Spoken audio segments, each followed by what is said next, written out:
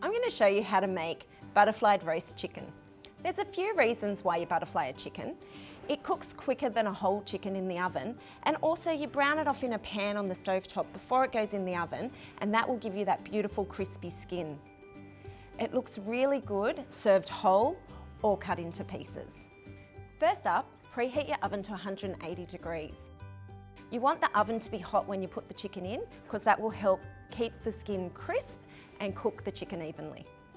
Here's how to butterfly a chicken. It's pretty simple. You turn the chicken upside down on the board with your legs facing you. And we're going to cut along the backbone. So you get your kitchen scissors and you just start on one side and you cut all the way through. If you don't have some scissors, you could use a sharp knife. It does get pretty hard getting through those bones sometimes.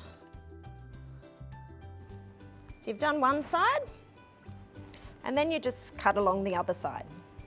You can hear the crunch. And you just discard the backbone.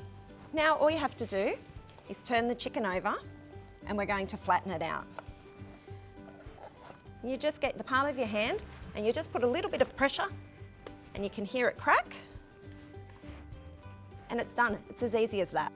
It's important to season at this stage because the skin gets nice and crispy on the chicken. Just a little bit of salt and pepper. Now that's ready to pan fry.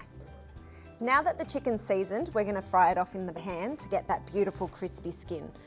So just put a bit of oil in the pan. Put the chicken skin side down. And we're going to cook it for about 5 minutes each side. We want the pan really hot so that it crisps up the skin straight away, and it also, if the pan's hot, it stops the chicken from sticking.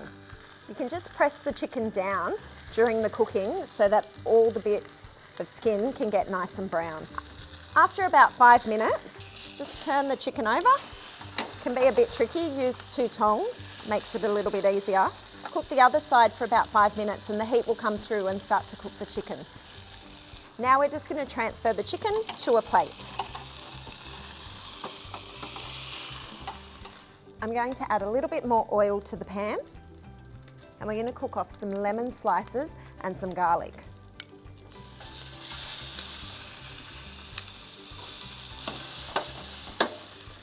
The lemon will release their juices and that will help flavour the whole dish. Once the lemons have a little bit of colour, just remove them from the pan. Touch more oil. Now I'm going to add some onion and some fennel. And you want to cook that for about 5 minutes just to get that nice golden brown colour.